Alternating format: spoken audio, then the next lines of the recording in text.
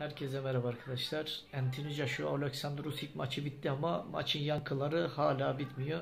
Özellikle de Anthony Joshua'nın insanlar yanlış dövüştüğünü söylüyor. İşte şu şekilde dövüşmesi gerektiğini de söyleyenler var. İşte kimi geri dövüşmeli, kimi distansta, kimi işte uzak dövüşmesi gerekiyor falan. Bunun gibi birçok yorum yapan arkadaşlar var. Buna kısaca ben kendi yorumumu yapacağım. Anthony Joshua'nın nasıl dövüşmesi gerektiğini, Usyk zaten nasıl dövüşmesi gerekiyorsa o şekilde dövüştü. Yani güzel bir taktik.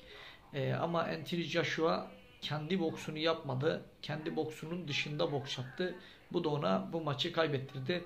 Tabii küçük resimde orada bir şey koydum. Bu 3 boksörün içerisinden hangisine 100 üzerinden 90 verirsiniz diye bir soru sordum. Siz de hangi boksörün, örnek vereyim, tekniğine, yeteneğine veya örnek fizik üstünlüğüne, hızına, güçlülüğüne, dayanıklılığına, neyine iyi görüyorsanız onu yazarak, işte örnek vereyim, Alexander Usyk'e işte 100 üzerinden 80 veriyorum. İşte şu özelliklere sahip, veya Tyson Fury'ye işte çok yetenekli, işte vücut fentlerini çok iyi yapıyor, teknik bir boksör, işte savaşçı.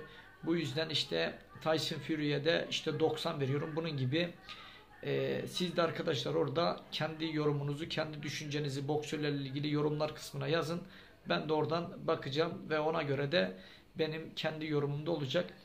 Şimdi arkadaşlar, Anthony Joshua Alexander Usyk'e karşı nasıl dövüşmesi gerekiyordu? Anthony Joshua nasıl bir taktik uygulaması gerekiyordu?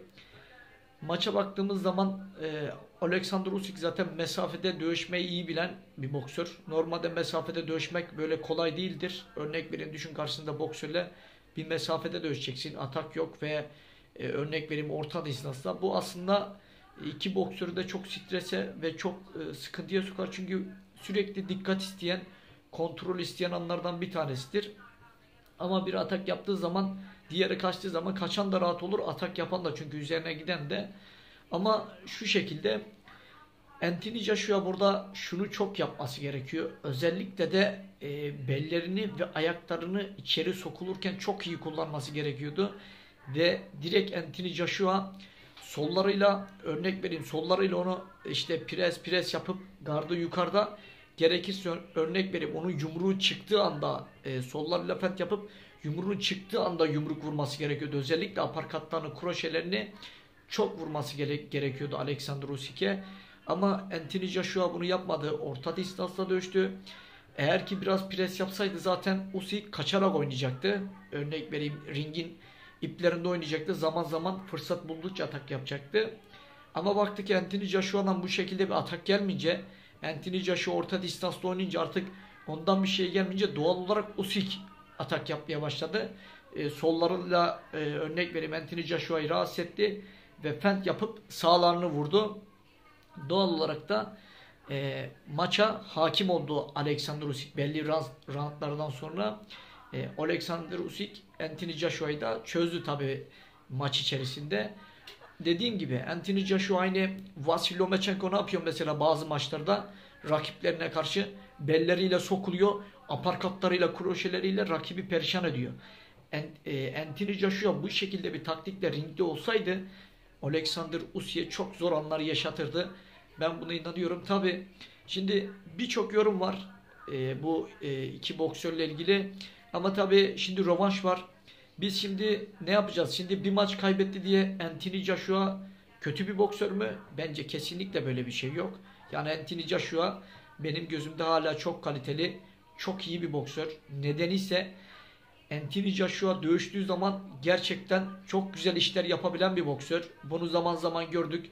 Aynı şekilde Alexander Usyk de en kaliteli boksörlerden bir tanesi. Kendisini zaten dünyaya ispatlamış. Örnek vereyim, bu maçta Alexander Usyk de kaybetse biz şunu diyemezdik: Alexander Usyk kötü bir boksör deme şansımız yok. Çünkü Alexander Usyk'in yeteneği, tekniği, taktiği, boksu belli. Ama şu bir gerçek: boksta hiçbir zaman belli olmaz neyin ne olacağı. Biz burada şunu gördük. Örnek vereyim, belki Joshua Andrews maçında %100 galibiyetle ringe gitti. Amerika'ya yenilgi aldı ve geldi. Kimse buna inanamadı. İkinci maçta Anthony Joshua aklını kullandı. Andy Ruiz'i çok iyi çözdü ve maçı almasını bildi. Kemerler tekrar Anthony Joshua'nın oldu. Şimdi Alexander Usyk'e de ilk maçta kaybetti. İkinci maçta, rövanşta Anthony Joshua kazanırsa artık insanlar şunu diyecek. Rövanşların adamı işte Anthony Joshua mükemmel maç yaptı. Akıllı dövüştü.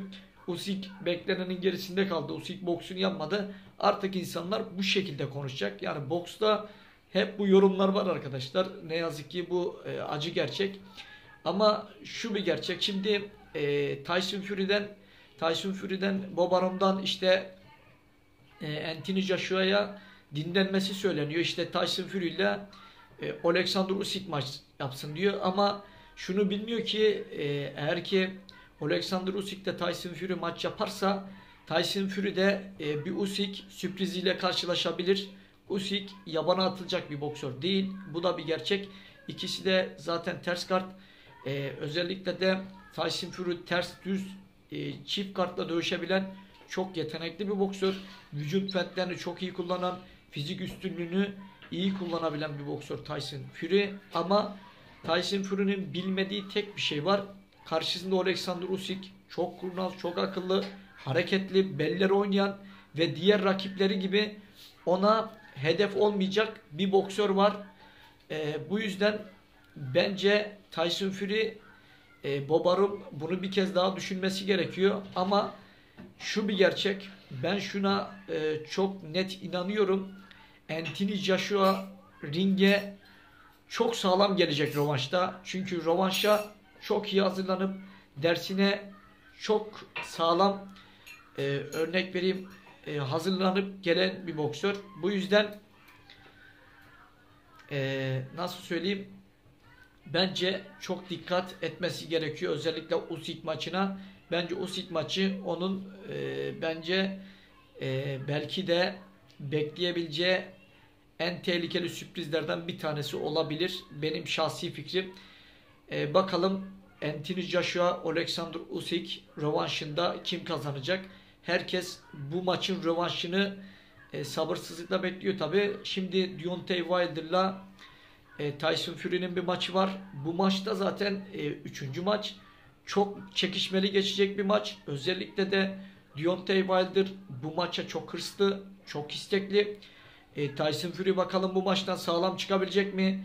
Deontay Wilder'a karşı ringden zaferle inebilecek mi? Bu maçı izleyeceğiz. Bakalım neler olacak. Ama şu bir gerçek. Boksta hiçbir zaman boksu küçümsemeye gelmeyeceğini bir kez daha gördük. Şu bir gerçek. Mesela Tyson Fury belki Deontay Wilder'da rakiplerini küçümsüyordu ringdeki yaptığı hareketlere.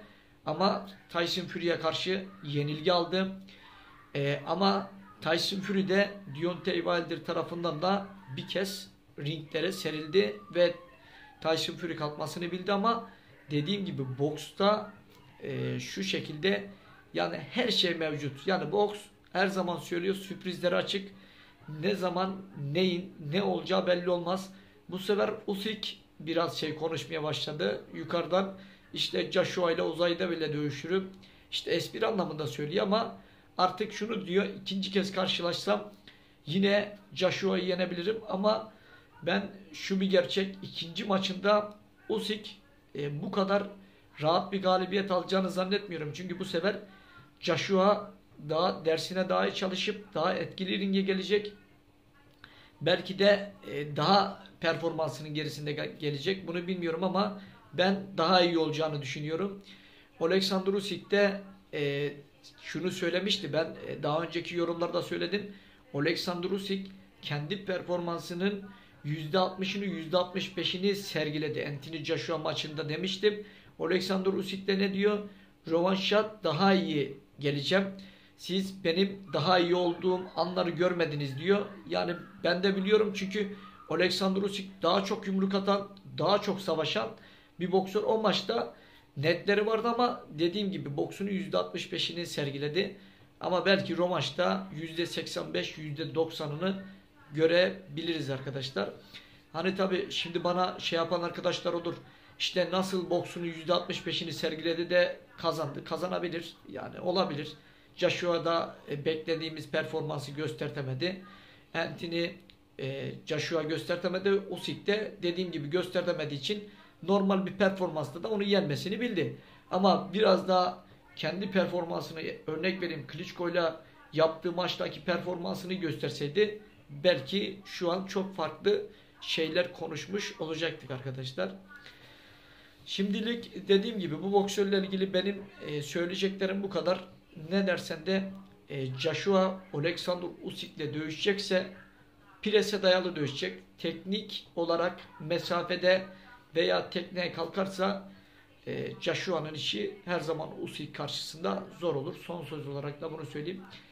Sizin de yorumunuz varsa maçla ilgili düşüncelerinizi başta söylediğim gibi yorumlar kısmına yazın. Bir de arkadaşlar kanalı beğenmeyi unutmayın. Yorum yapmayı, abone olmayı unutmayın. Çünkü biraz daha üst sıralarda yer alıyoruz. YouTube'da önerilere çıkartıyor ve birçok boksu takip eden, sporu takip eden insanlara ulaşıyoruz. Şimdiden zamanını ayırıp beni dinleyen herkese çok teşekkür ederim. Hoşça kalın arkadaşlar.